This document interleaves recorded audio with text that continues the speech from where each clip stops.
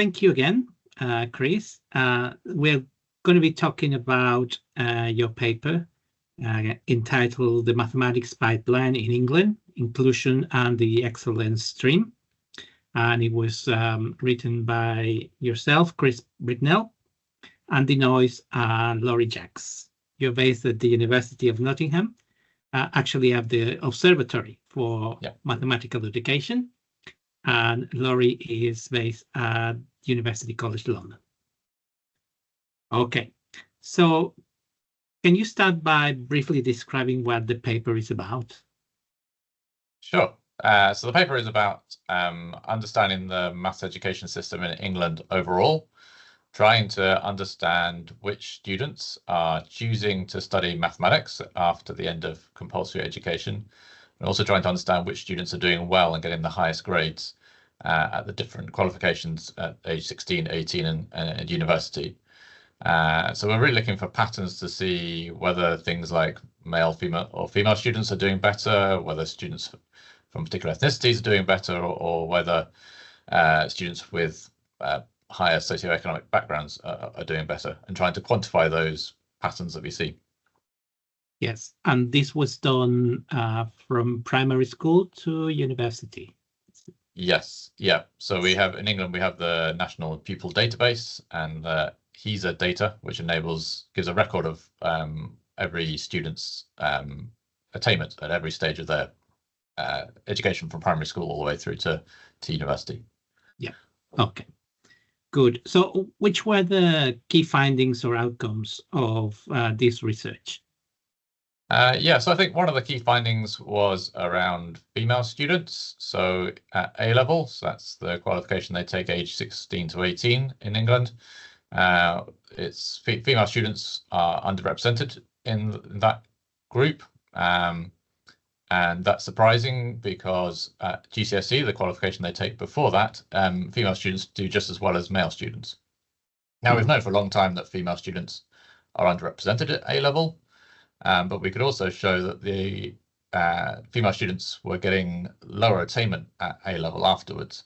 So it's not only a question of them not choosing to take maths A level, it's once they've chosen it, they then end up doing worse. So that was, I guess, one key finding. Another key finding, I think, was to do with ethnicity. So Asian students, particularly those with a Chinese ethnicity, do better than their peers at GCSE age 16 and at A level age 18. And then the third, I guess, conclusion was to do with students from poorer backgrounds. They do worse in most of their qualifications than more affluent peers, but that starts off quite early in life. So that needs to be, if we're going to address that problem, we need to look earlier in the pipeline, certainly at secondary school and going back into primary school, to try and address that kind of divergence in outcomes for students. But if we can keep the low-income students in the pipeline, if we can actually get them to get high grades at A level, then they're actually more likely to choose maths at degree level. So there is some potential payoff there if we can keep them in the pipeline for longer. Yes, that was something that I was very interested in. Not surprised, because I have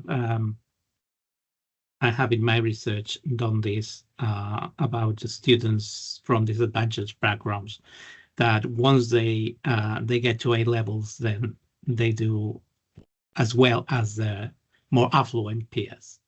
Yeah. So what insights or lessons can we derive from this paper for the teaching and learning of mathematics, particularly because this was very English oriented?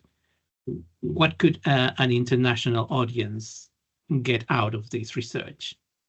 Sure. I guess some of these general patterns we've picked up, although we've used English data to find them, I suspect similar patterns might be observed in other countries. We're lucky in England that we've got the National Pupil Database, such that we can do this detailed analysis, and it's not quite so straightforward in other territories to be able to pull out the relevant data. So I guess the paper was aimed really at kind of politicians and system leaders within maths education rather than classroom teachers, because I think it highlights that we need to look at the maths education system as a whole. And if we focus too much on one particular phase of the education system, we may solve a problem here, but it just creates a different problem further down the pipeline. So, so things like, the performance of low-income students in mathematics, some of that goes all the way back to early years and preschool attainment. So I think one implication of the paper is to say we need to consider the whole system rather than focusing on just primary or secondary, and we shouldn't get too much into finger pointing the blame at other bits of the system, because we need to join up what we're doing so that the transitions from each part of the system to the next one go smoothly, and we don't lose students at those joins. Yes, definitely the problems that you found are not particular to England. We see them everywhere in educational systems in other countries. I think some things like female attitudes to maths and trying to encourage more female students to carry on studying maths after school. That finding's been taken from the paper and has been used by the Advanced Maths Support Program in England to kind of refocus some of their activities to try and encourage more female students to study Maths A level and to help them through their Maths A level. So there are lots of organizations out there, mathematical charities, who can benefit from this research and use it to make sure that they're targeting their funding effectively. Yes. One of the things that stand out for me at the end is that you say that we need more of a systems thinking in order to be able to understand and solve these problems.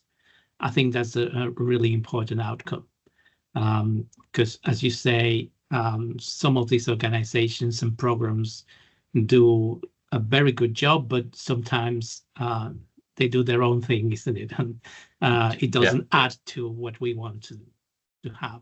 I was just again reflecting on the kind of politics in England at the moment. Our previous government was focusing very much on 16 to 18 education, and they were putting forward proposals that everyone should study mathematics from 16 to 18, which would bring England more in line with other countries where maths is compulsory up to age 18. But the current government is not keen on that, and they're putting more of their focus on early years education.